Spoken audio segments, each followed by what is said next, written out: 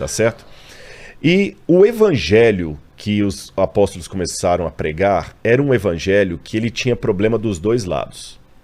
Porque para o judeu falar que o Messias era divino e morreu na cruz do Calvário para nos libertar, isso era uma sandice. Era uma coisa tão estúpida, como se eu defendesse uma coisa aqui que você ia falar assim, poxa, eu gosto, Rodrigo é meu amigo, mas nunca mais eu posso trazê-lo aqui. Depois que ele falou isso, porque a pregação cristã no início, ela era terrível. Lembra que eu estou falando de uma época em que a crucifixão era uma coisa tão séria que a palavra crux em latim era um xingamento. Você queria amaldiçoar o outro assim, crux. Então esquece essa ideia de cruz que você tem hoje aí de cruz vermelha, ambulância, que a cruz, maldita, amuleto que expulsa o demônio, o vampiro. A cruz era uma coisa hedionda. Ninguém queria saber de morrer em cruz. Havia 5 formas cruéis de Roma condenar uma pessoa. Você tinha o degolácio, que era cortar a cabeça da pessoa. Você tinha o damnatio ad bestias, que é quando você jogava a pessoa, os animais selvagens. Você tinha o cremácio, que é quando a pessoa era queimada. Viva. O lapidacium, que era quando a pessoa era lapidada, era apedrejada. E a crucifixão. E esse era o pior tipo que tinha. Que era mais demorado. Que era mais demorado, você tá entendendo? E você falar que Jesus morreu na cruz era uma coisa terrível. Terrível.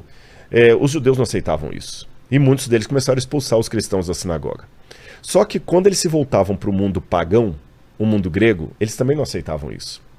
A mensagem de Jesus era uma mensagem muito pobre para a ocasião. Falar que Jesus ressuscitou, vou dar uns 2 ou 3 exemplos para vocês entenderem. Aristóteles, na Ética Nicômaco, ele falava que só um homem covarde e de espírito de escravo aceita desaforo e ensina os seus discípulos a fazerem o mesmo. Nossa. Embora Aristóteles está aí há 300 e poucos anos antes de Cristo, mas a ética de Aristóteles, a filosofia aristotélica ainda dominava o mundo da época, igual Clarice Lispector, morreu, mas até hoje as frases dela estão por aí. As delas que não são dela também. As delas que não são dela também, exatamente, né? Então, o que acontece? Era revoltante para o mundo pagão a mensagem de Jesus. Se alguém te bater numa face, oferece a outra. Isso era absurdo.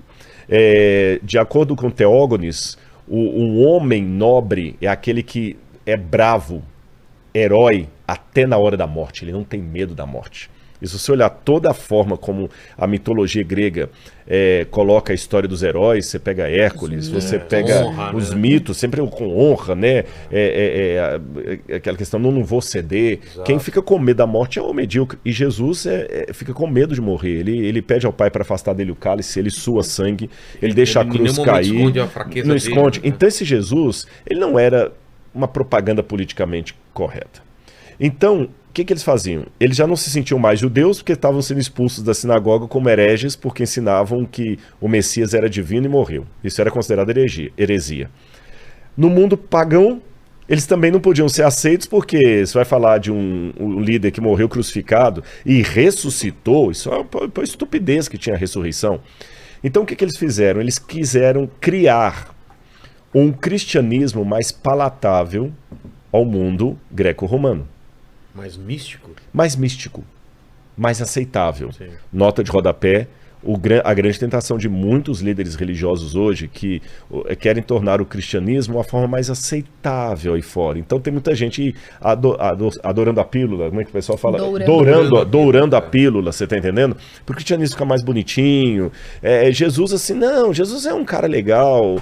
Eu abro até um parênteses. Se eu falar hoje na faculdade de Sociologia da USP ou da Unicamp que Jesus morreu na cruz do Calvário pelos meus pecados, eles vão, sai daqui, crente. Nossa. Mas se eu chegar na mesma instituição, na mesma faculdade de Sociologia e falar o seguinte, Jesus foi um mártir que morreu crucificado porque teve a coragem de se levantar contra os poderes de opressão do seu tempo, contra os dominadores. Defender os oprimidos. Você entendeu? E tem muito teólogo que está caindo para essa versão socialista de Jesus. Para ser mais aceito. Para ser mais aceito. Entendi. Só que ele não era isso. E a cruz, e o pecado.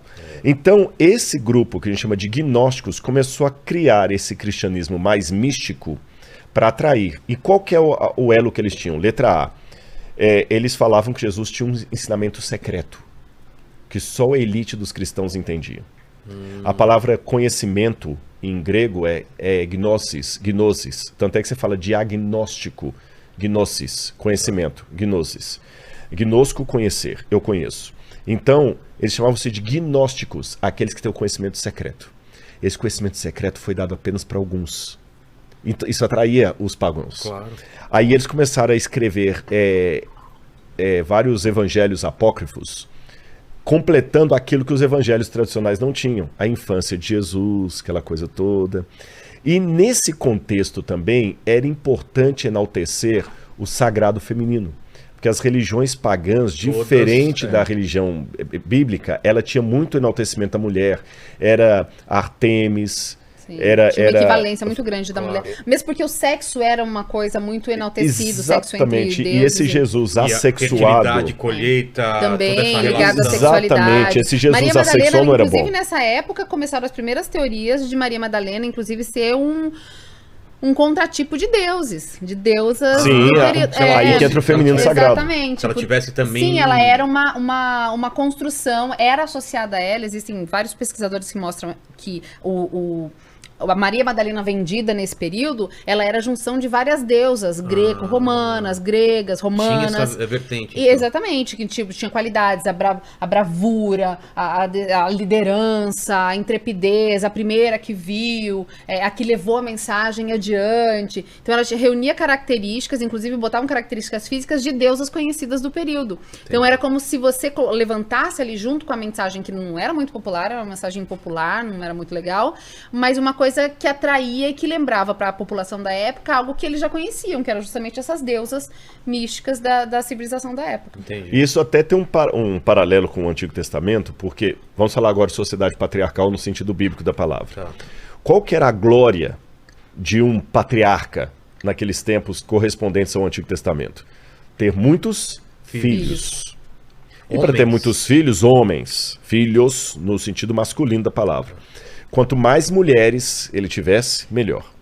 Melhor? Melhor, porque quanto mais mulheres, mais filhos. Se eu tiver 3 grávidas de mim ao mesmo tempo, entendi. vou ter 3 de uma vez ao invés de 1. Né?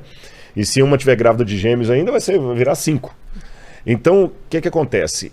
Hoje, a gente olha isso aí como uma coisa artificial, mas na época, era uma coisa que estava para aplaudir.